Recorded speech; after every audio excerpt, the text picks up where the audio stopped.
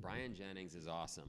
San Francisco 49er player, 13 years, never missed a game, animal, but as smart as Oxford, Harvard, and I got to throw Cornell in because I went to Cornell mixed together. So did I. This guy is, and what?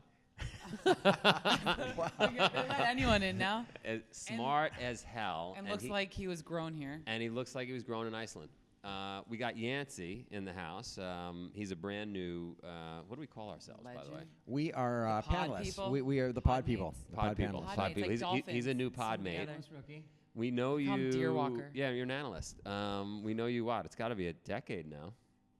2013 death race, 72 hours, 50 hours in. You and I are talking business on the side of the mountain. Got it. All right, we know each other a while. Works for a company called Power Systems. You're a coach. You live down in Austin. You're superhuman.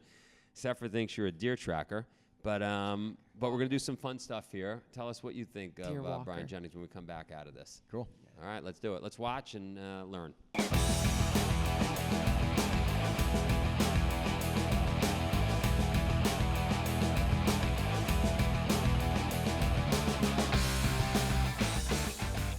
Welcome, everybody. We're back here with Brian Jennings, 12-year pro. 13 seasons. 13 seasons. You're close enough. In the NFL with the San Francisco 49ers. Yes, sir. And you've got your own podcast out now, Brian Jennings Experience. That's right. So I want to talk to you a little bit about that as well, about your kind of transition from football life. Played football for the 49ers for 13 seasons from 2000 to 2013. I never missed a game. I played in 208 games, regular season, consecutive games. I had the opportunity to play in the Super Bowl in 2012, so it was 2013, so it would have been February 2013. And I played in 2 Pro Bowls, the 2011 and 2000, after the 2011 and 2004 seasons. And so I had a lot of success, unless you're a 49er alumni, because I did not win a Super Bowl. Right. Right. So I have very low status when I'm in the Bay Area in terms of alumni. But, you know, when I'm in Arizona, I had a pretty good career. Oh, sure. Well, I'll tell you, one thing that just struck me as you said, it's a Pro Bowl 4 and 11. Yeah. Right, so there's 2 ways to look at that, right? One would say, well, what happened in all those years in between? You know, where were you, what were you doing kind of thing. But for me, what that tells me is that you never lost the drive, right? You never lost the desire to be the best. And 7 years, probably 6 years season-wise, in between, you were still striving to be that guy. Yeah. So for me, I felt like, you know, the first Pro Bowl was a great honor. You know, it really changed my life and my mentality about why I was playing the game. You know, being announced to the Pro Bowl in 2004, I just got goosebumps through my arms, and I realized all the reasons why I played this game up to this point, I've accomplished. So I needed to come up with a new reason to play, because I've proven that I'm a good athlete. I've proven that I'm a tough guy. I've proven, you know, whatever it is that's like motivating me to play this game. If it's your data's approval or whatever it is, right? That, you know, you're trying to right a wrong, you know, by being a great player.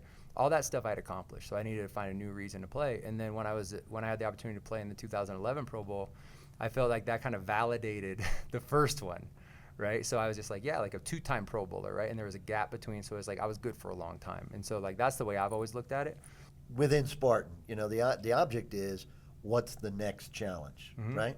I mean, and we've got the series of races from 3.5, 8.5, 13, you know, all of those things. Yeah. So as you overcome each one, it's like, how do I get better, right? And it sounds like exactly your mindset. But I also want to go back a little bit, and you were saying, why did you play?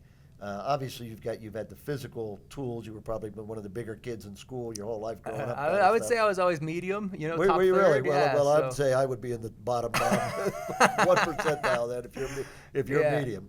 What got you involved? So what got me playing football, I didn't start a football game in high school till my senior year. I started both ways. I played tight end and linebacker. And it's an interesting story because, you know, the reason why I really put all my energy into football was because I was on house arrest when I was 17 years old. And so, you know, and I was, you know, dumb, juvenile delinquent stuff, destruction of property. You know, I bought my first car in high school because I sold red cups of beer in the desert. You know, just like juvenile delinquent, classic, right? You know, and so. Well, I would think selling beer is being entrepreneurial, but that's the way I looked at it. Yeah, I imagine so. You know, and so then, you know, just I as a result of my behavior, I found myself on house arrest, and I, spent a long weekend in juvenile detention center when I was before I was Wow. 17. Okay, I got to tell you, I didn't know we were going there. This is interesting. Yeah, well, you asked me why I played football and what's Right. my why, Yeah, right? no, right. And so what I say is, if you're interested in playing football, there's no plan B. So football's a dangerous game. I don't recommend it for people that are worried about concussions or injuries. If your alternative is drugs, death, prison, gangs, play football.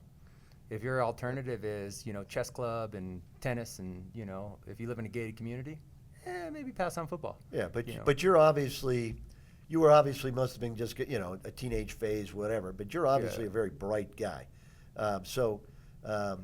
There's plenty of bright guys in the NFL as well, right? I mean, in fact, I think you have to be, don't you? At some level to be successful. So right now I have a business, Mind Well Med, where we do brain optimization, and we do neurofeedback. We have a chiropractor. We use laser technology to stimulate the cells of the brain to activate and work at to functionally improve the symptoms that people are experiencing from loss of brain function. There's nothing in healthcare more complicated than an offensive playbook. And so when I'm around doctors and I'm going around, it's like, okay, that's cool, I get it. So you right? were able to make that transition then. Yeah, for me, it was like, okay, so what you guys are doing is not more complicated than our offense. And so you definitely have to be smart to play pro football. And my why goes back to, I was on house arrest, and I felt I had a realization or an epiphany of some sort that I think that my life is meant for something more than this. And I started training with our coach's son, Mike Delatorre, every single day. And I went into my senior year, and I played both ways for us, and I had opportunity to walk on to Arizona State University the next year.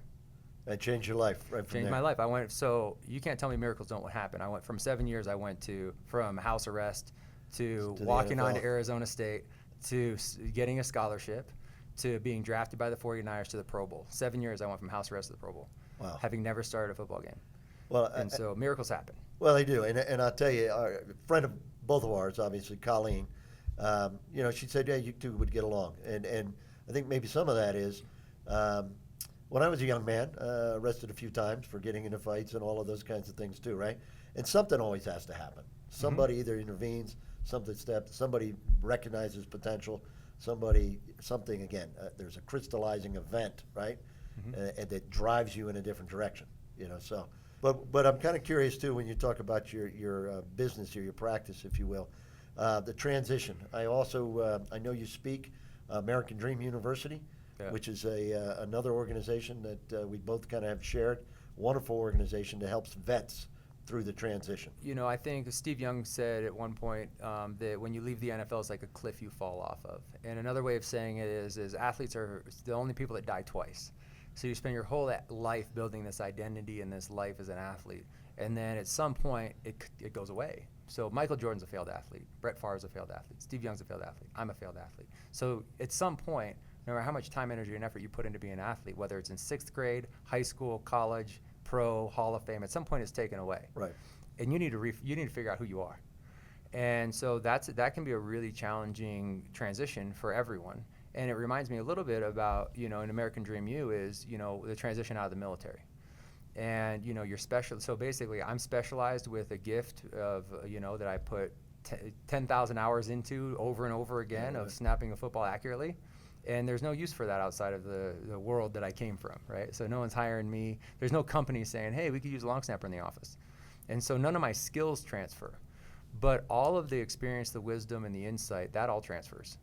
And so the thing you have to decide when you're transitioning is, basically, who am I and what do I want to do? Who do I want to help, right? So there's an amazing book, Laws of Lifetime Growth, How to Make Your Future Bigger Than Your Past by Dan Sullivan, which basically it's what's my contribution? Who is it that I want to help and who do I want to contribute to?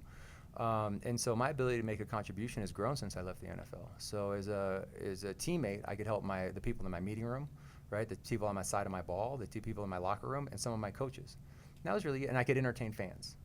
And so since I've left, I've been able to really help people, in a broader sense in terms of, finding their purpose, realizing their potential. And I think I can impact more lives doing that.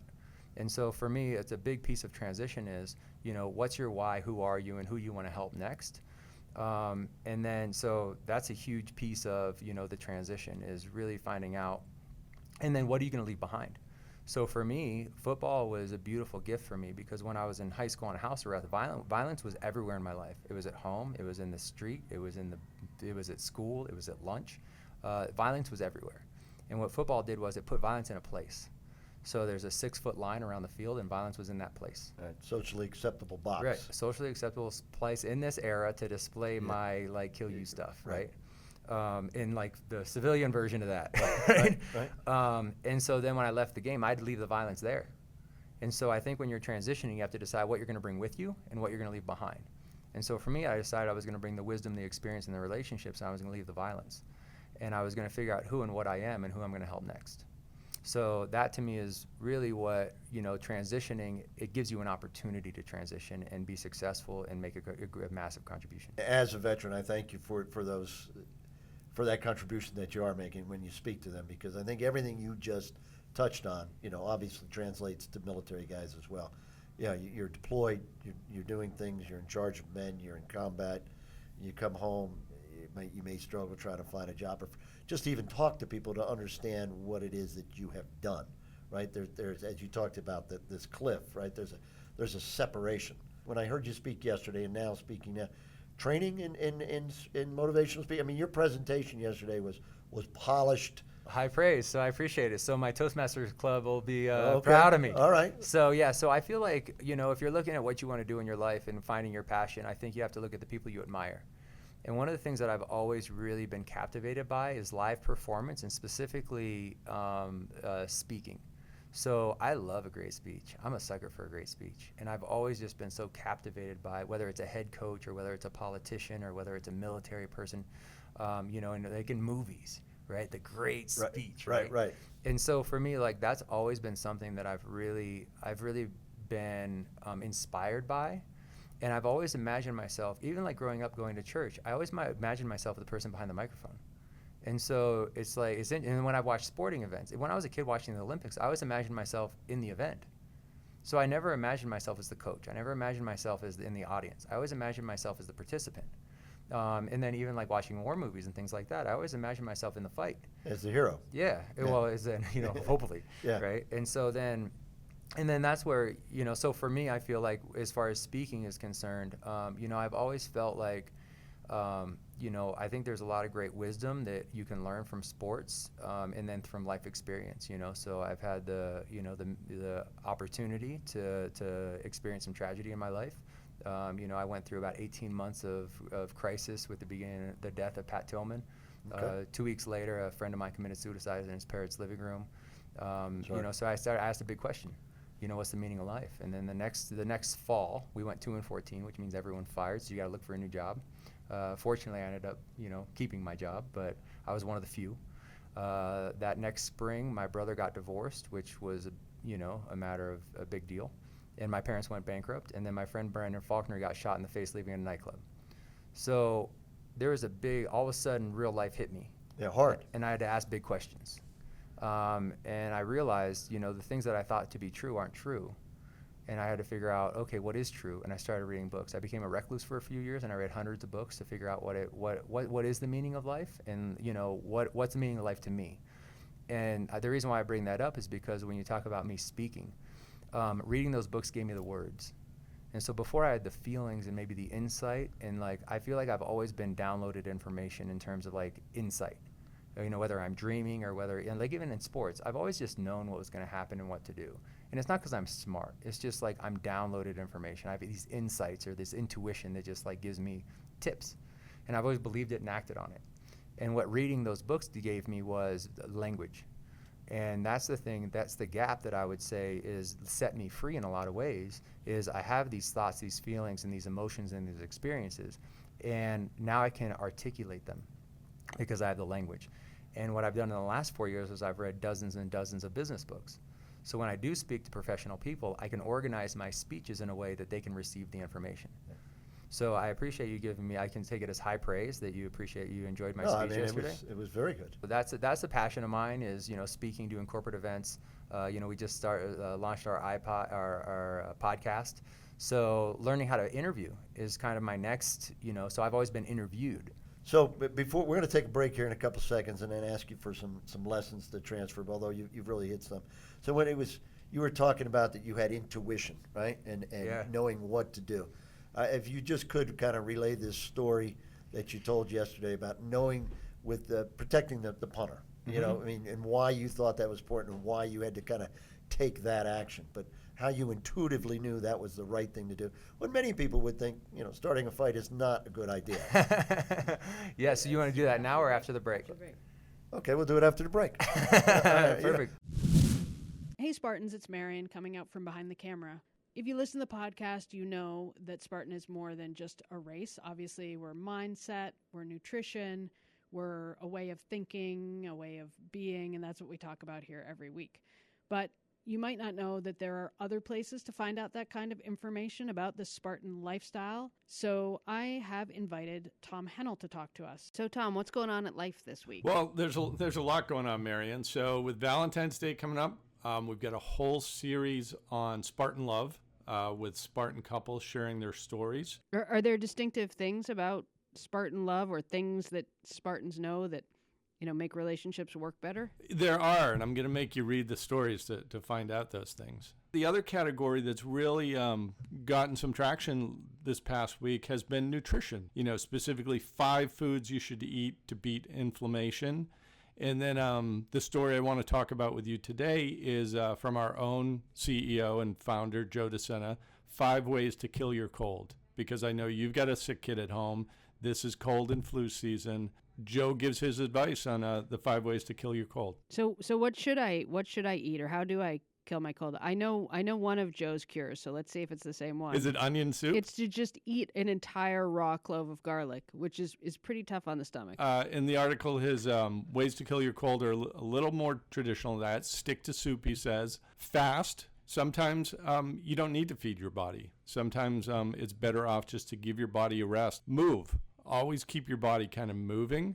Sometimes we think it's good to just lay on the couch and rest, and what happens then is things just kind of seize up a little bit. To get outside and get some fresh air, even in the cold weather. That's great stuff, and it's so interesting because, the temptation when you're feeling bad is to just stay on the couch, and we all know you get out there and you get some fresh air and you start to feel better. And the one that I really like, because I think it's so true, is listen to your body. Because those of us who work out a lot, we exercise, we work in our jobs a lot. Sometimes we just need to listen to our own intuition and understand what our body needs, and when we need to slow down, and when we need to rest, and when we need to move. So I think that was his best advice, was listen to your body.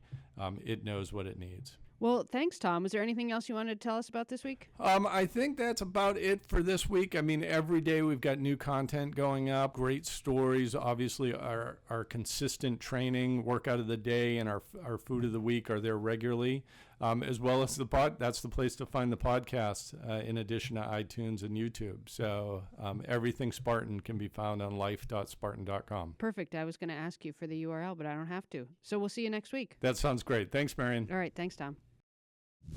So we're back after the break here with Brian, and we were talking about the intuition to kind of start that fight. To really become irreplaceable, not only do you need to handle your business, you need to do your jobs, you need to help the people around you. So one of the ideas I like to think of is children need to be taken care of. Adolescents can take care of themselves, and adults take care of other people. And so when you're growing up in pro football, you start off, trying to make the team, and you need to be taken care of. The coaches need to take care of you.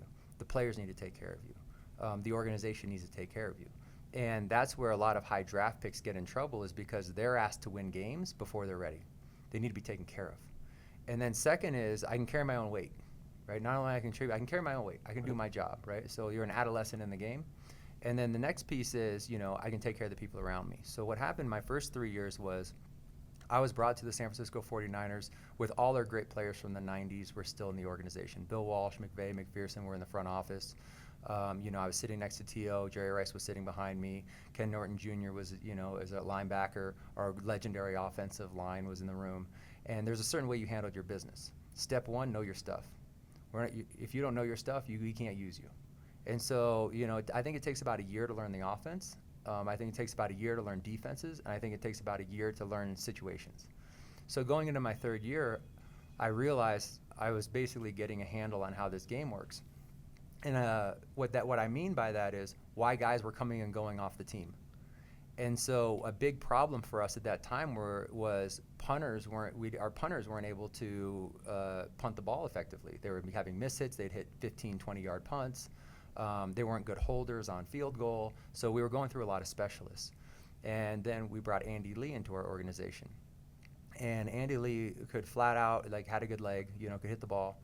And what I kept saying to him was, hit line drives. And so our coach is saying, hang time, hang time, hang time. Right. So special teams coaches say, hang time, hang time, hang time.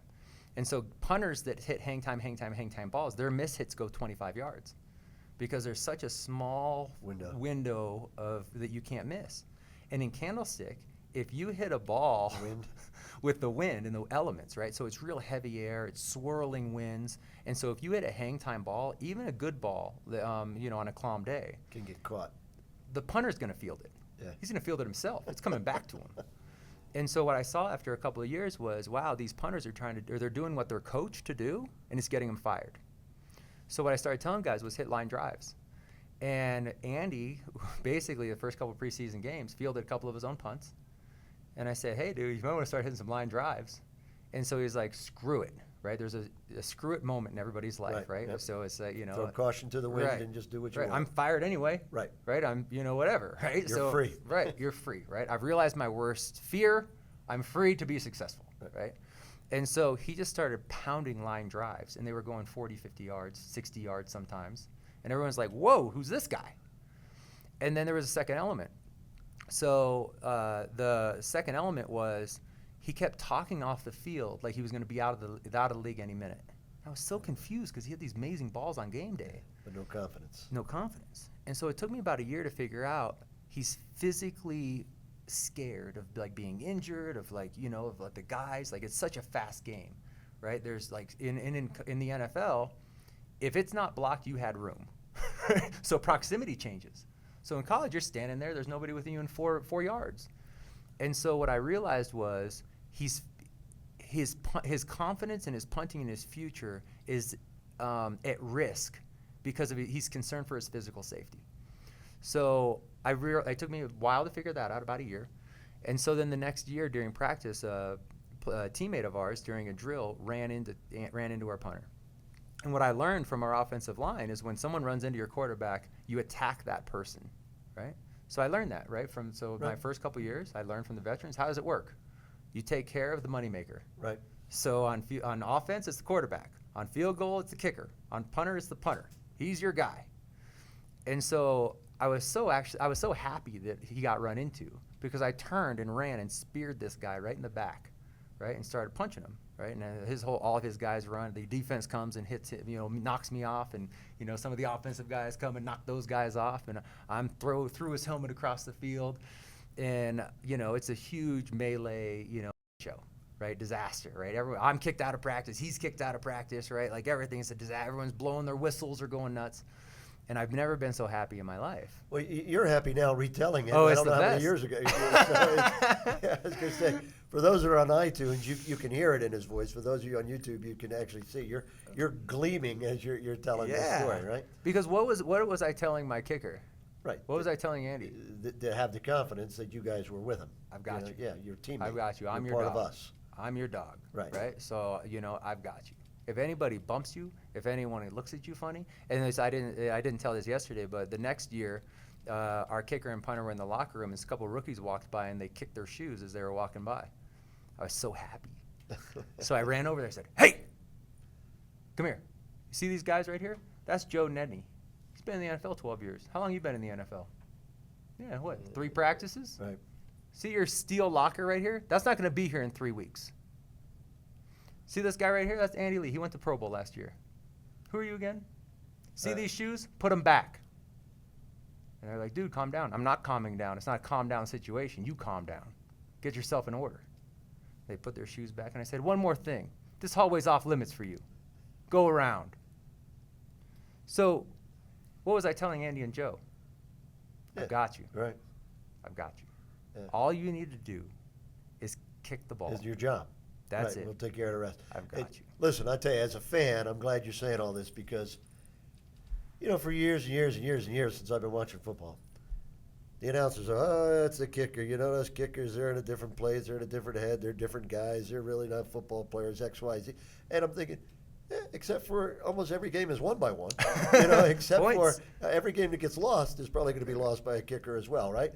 All right, I shouldn't say that because it's not one play. But a good kicker on a good team, makes a hell of a difference, right? I mean, it's just easy to spot. Sometimes it gets a little old listening to the announcers say, well, they're different. Well, they're really not different. They shouldn't be. They should be an integral part of your team. And there's analytics that show that a great college team will lose more games if they lose a kicker than a quarterback. And so in college football, the more important position the next year is a great kicker than a great quarterback. Which is many times a guy who walks in from the soccer team or whatever. Which is So the reason why I tell that short story is because it's how do you become irreplaceable? Not only do you take care of your own business, but you take care of the people around you and let them realize their potential. You carry more of the burden. Right. So this whole special team side of it's about a fifth of the game. It's not a third of the game. It's about a fifth of the game. But every play is a big field position play. So you have a couple of plays on offense and defense that are chunk plays, 15, 20 yards or more. On special teams, you're talking 40 to 60 yards every single rep. So every rep, it's about a fifth of the game in terms of number of reps, but the field position is make or break. And so, if I can make a contribution in that entire section of the game, well, now I can get, what was the highest, I was the highest paid player at my position for 8 years. And so in the NFL, you get paid based on how you're respected. And so for me, if I have my organization, the front office guy coming down and say, hey, you did a great job with the kicker this week. Hey, you did a great job, like this in practice. Hey, you did a great job, like helping the guys around you. Then when I go to negotiate my contract, you can't tell me I'm an okay player. You got to pay me the best for my position. Right. And so that's where it validates what they said. So either someone's lying, right? So you're either going to pay me a great contract or everything you said to me the last 2 years is a lie. And so that's where I feel like you become irreplaceable is not only do you take care of yourself, but you take care of the people around you. Well, it's in part of the Ranger Creed or whatever it says, I will carry more than 100%. I will carry 100% of my, I will carry my load more 100% and then some. Mm-hmm. I'll try to get it out at some point. But it's basically the same concept, right? I'm going to do my job, and then I'm going to do as much of everybody else's as I can. I'm going to try to reach out and carry that burden or that load for everybody else. Right. Which, again, I know this podcast is not about the race, but when you go out on this course, it's really when you see the adaptive athletes, the veterans that are out here, the guys in wheelchairs, prosthetics, amazing what they're doing on a course. 16 miles, there's teams that are going to run today and tomorrow, that are missing limbs. It's just absolutely fascinating. Very impressive. All right, so as we wind down here, you've already imparted a lot of knowledge on us, but again, for the audience out there who just wants to learn how to become successful in whatever they're doing or whatever, just what are your tips, if you will? I think it can be cliche, but you can't be a great teammate and you can't accomplish what you want to do unless you don't know what you want to do. And so I would say, be clear on what you want to do or get clear on what you want to do. And there's ways that you can do that.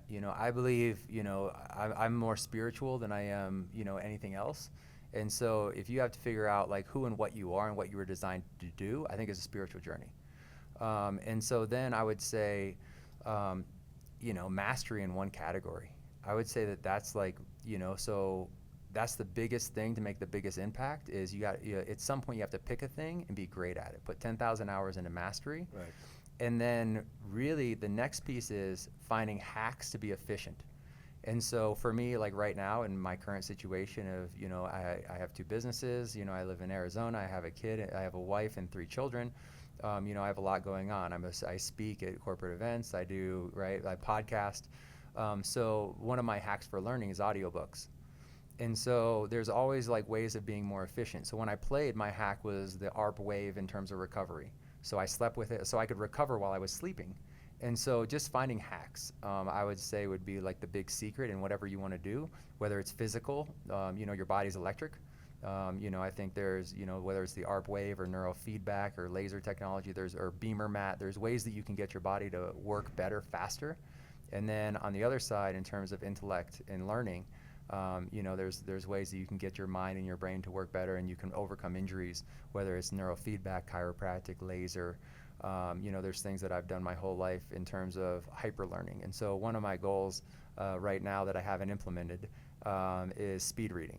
And so one of the advantages for anyone that has ADD, ADHD, it's not a disadvantage, it's an advantage because you can become a great speed reader.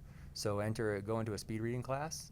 Some of the greatest leaders and entrepreneurs and business people that have ever lived were dyslexic and had ADD.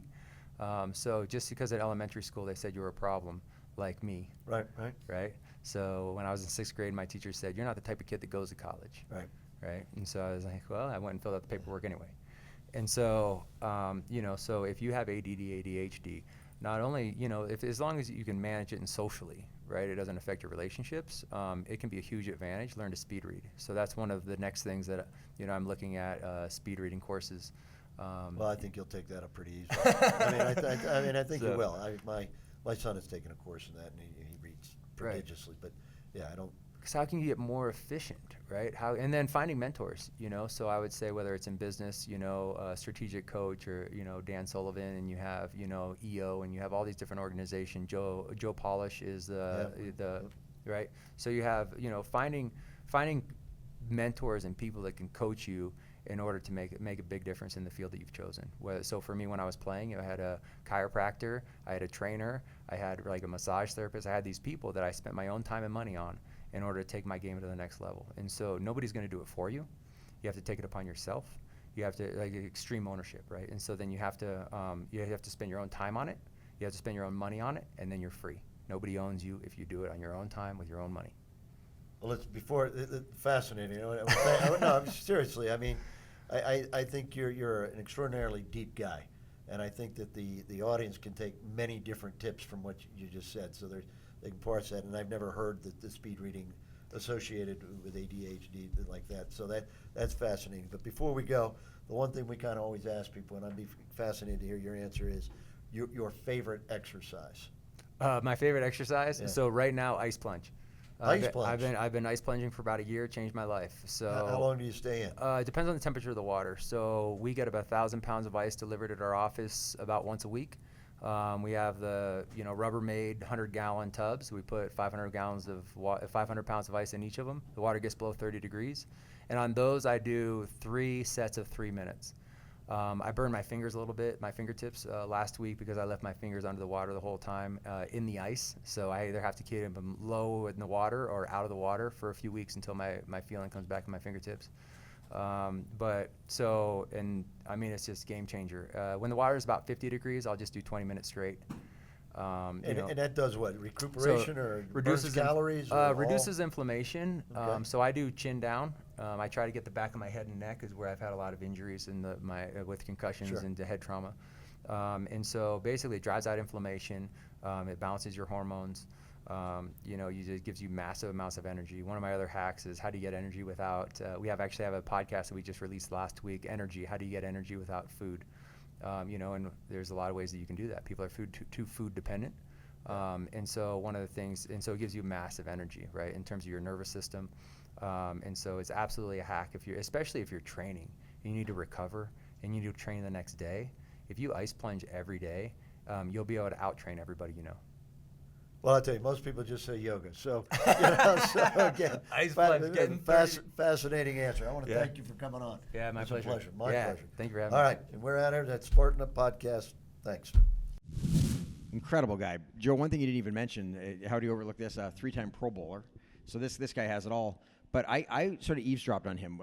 He was being interviewed at the World Championships, Spartan Race World Championship in Lake Tahoe, and I heard Tim having this conversation with this guy. And it's funny, at first I didn't realize it was a podcast. I just thought Tim was having a conversation. I looked around the corner, I saw Marion filming him, and I mean, he's such a striking guy, right? And then you listen to him, and he's so smart. Like, just everything he says, he's very calm and spiritual and peaceful, but obviously a badass too. And at the athlete briefing for the team, he told a couple of stories to them. He told a story about, were you there? About when he talked about the game where his eyeball popped out, and he had to keep playing. Oh yeah, we won't get into all that, but just one of the more well-rounded people I've ever met. So eyeball pop out. Yeah, no, I learned a lot from him. I've gotten to know him, and he's got a little Bruce Lee in him, where he's spiritual. That story. So I'm interviewing Bruce Lee's daughter, and Brian comes up on the deck, and Bruce Lee's daughter meets him, and literally 8 seconds into the meeting, Brian, this guy is a monster, starts crying and just breaks down. And Bruce Lee's daughter's hugging him. And then I go into my interview, and I'm like, what the hell? What was that all about? And he couldn't even explain it. He's like, I don't know. I've just got such a connection to Bruce Lee. I grew up aspiring to be him and learning from him, and then I'm teaching my kids all his. He just bought a poster for each of his kids. Yeah, was one of his things. posters in the room for the kids, and so when I saw her, it was just like all these emotions came rushing out, and I just started crying. So he's obviously emotional as well. He's like the perfect guy. Yeah, who has 2 kids that he's raising super well, and he's all about growing their own food, cooking up their own food, Yep. and he's saying anything that comes packaged or processed, all these things that obviously make sense. And if people listening to this don't get that by now, then I don't know what we're fighting for, right? It's like, these kids are getting raised like your kids, Joe, and it's the right way to do it. I think so. So what you train athletes, Yancey? Do you think the training and the discipline and all those years of playing in the NFL like help develop a person? Because you think everything you read about the concussions sort of breaks people down, but obviously the opposite happened here. I had the amazing opportunity to provide strength and conditioning for a high school football team in Texas, where football is life in Texas. And what I like to tell those kids when I'm talking to them is you are knee-deep in the middle of what I consider one of the greatest internships in life. Not just team sports, but the football gladiator-type sport of football being a team thing. It is the greatest internship. When you talk about something like Brian, you're just taking that high school level, then the college level, the NFL level, and that's just, years of playing on a team where it can't be about you. It's about the team. And I can promise you, he would tell us, I've never met the man, but I bet you he would tell us that some of those emotions are coming from those years of serving his team. From those 3 levels of. Yeah. That's exactly what he said. Yeah, he was like, we got you. That was his whole thing about team. He's like, when I'm part of this, he's like. He told that great story about the rookies walking in and sort of kicking these sneakers out of the way, and he walked over and he grabbed this rookie and he said, "You pick those sneakers up and you put them back." The man whose sneakers those are, he's a 4-year veteran. You are a rookie. You have not earned the right to kick anyone's sneakers. And he said, he's the nicest guy in the world, but every now and then he had to show these people respect. Yeah. And he taught them team. You do not kick your teammates' shoes out of the way, right? That's right. And it's such a simple thing, but it's the foundation, that respect and that team mentality. It's funny because it seems like a juxtaposition of the Neanderthal, I must beat him, and the thinking man of I need to work on the psychology of my quarterback. And they aren't antithetical. It's not that you can't have them both. I mean, there are a lot of people who can only do the one or only do the other. Pretty neat rare breed who has the brains and the brawn and knows how to harness them together. Well, that's what he said when he left. He said the hardest thing about it was like, this is such a safe place for violence, right? This is such a safe place for having getting out these innate humanistic, animalistic qualities that we have that are proper. And he says what I took from all of it was the wisdom that he learned from the teammates and the camaraderie and all that. And he said what he had to leave behind was the violence. How do you teach this kind of stuff? There's only a couple rules in the sport of football. You hit upon something that's pretty amazing, is that once you cross that white line, there's 2 basic rules. You have to follow a few rules in the rule book, and you have to shake hands when the game is over with. Mm-hmm. Other than that, pretty much anything else goes that if you did that anywhere else, you'd be thrown in jail. Old school but you get games to of go war. out there and be that gladiator, that warrior, that Spartan, that Viking, that mentality, and then to practice. Now you have to turn it off when you walk on this side of the white line. So, again, with just back to Brian and the idea about him being at Tahoe. And it's really neat that this community has been able to now attract so many incredible personalities. Some of them from sports, some of them from business. Bruce Lee's daughter. You had Todd Orr, the guy who'd been attacked by the bear. Yeah. And I just Twice. Twice, yeah, that's a great story. Watch that podcast. But I just think it's really cool that this community is now becoming a hub. And yes, you've been part of this community for a long time. And you've got some great athletes out competing in the Spartan Ultra World Championships that we're here in Iceland, as we speak, with a hailstorm going on outside. It's about to turn to snow. But it's really cool that Spartan is now becoming a hub and an incubator for interesting ideas in this podcast, where we have all these different people come on and bring their life experience that we then get to share with our listeners and watchers. And I'm finding that it's broadening even more so. Where the range of guests, we're not narrowing in on one specific thing every week it's someone different. I like mixing it up. I think it's good for us, right? I think if we stuck with one kind of guest, we probably wouldn't learn as much. We need to have Yancey back as a guest sometime Yeah, I agree. because you're coaching elite athletes. Like, you know, you're a guy who's now sought out in this industry to coach the people who want to go from, you know, the middle of the elite pack to the podium, and you're very successful at getting them there. So we can't get into all that on this one, but I really want to have you in some time and talk to you, or have Joe talk to you about what are the principles and the and the values that guide your work. But if you just want to give me just one thing, what would you say is the driving, most fundamental thing that you work with your athletes on? I would say that this group of athletes, the ultra athletes, you know, from the ultra beast up, is just it's a little different ball game. You know, I coach some of the Spartan pro team that tend to lean towards the Kate Kramers, the Ryan Kent, that do all the short stuff, and they're freaking epic athletes. But which is more of a 3-hour athlete. Yeah. This is more of a 12-hour athlete. They're 3 and under, and this is it's a different. Mark Jones, for example, is like, you have to get in my shit tonight. Yeah. That's just different. That's not. Yeah. You know, Ryan and Kate are not going to tell me that. Rose and Matt Novakovic are not going to tell me that. It's one lap. This is. They want me to shake them and MJ. Mark and I call it the SAR slap. If I slap you, I'm going to go from the shoulder in. Yeah. I won't get too high, but I'm going to wake you up. And it's a different mental. The mental game is as important or more important than the physical game. Well, and you made the comment earlier, you know, we were looking at the leaderboard, which will change lots, it's early in, but you said Mark's one of the better prepared athletes out there for this kind of thing, that a lot of people showed up thinking, yeah, I'm running an Iceland, as long as they don't put me in the water too much, I'm going to be fine.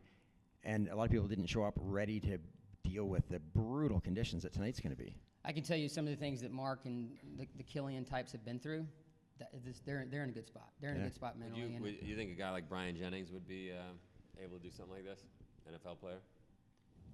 I would say, just like Robert and Mark wouldn't be clear for they would need to gain some experience. If you threw him in this, he would be, I think it could pull the rug out from under him a little bit, just being brutally honest. I'll tell you what, though, the freaking Spartan women out there, the first 5 guys came through. Right now, they're setting up their high rankings, and the 5 guys were struggling a little bit. Yeah. Those 2 top women I was expecting them to be struggling. Yeah. Dude, they had a big shitting grin on their face. They So were rock and roll. So 2 quick things Beautiful there. thing. International coach, because they're both your clients and they're both Canadian. So I want to put in a plug for Canada. Yeah. And I want to put in a plug for our podcast. www.spartan.com/podcast. Go to iTunes, go to YouTube, subscribe. And the reason you subscribe is that it gets pushed to you. Every week you get it. You see our incredible guests. You'll be there when we bring Yancey back as a guest. And you'll never miss Sephra's smiling face again. One caveat. Go get it, Mark Jones. One caveat, if you turn the podcast on and you're sitting on the couch, it won't work. Go outside in the rain to watch it. True story. We're Get waterproof comfortable podcast. being uncomfortable. It'll pay off when you're in Iceland next year. Toodles. Thank you for watching another epic story of success. If you like our message, please share Spartan Up with your friends and subscribe on iTunes, YouTube, or wherever you catch our show, maybe in the woods. Spartan Up is brought to you by Spartan Race. To find a race near you, visit Spartan.com.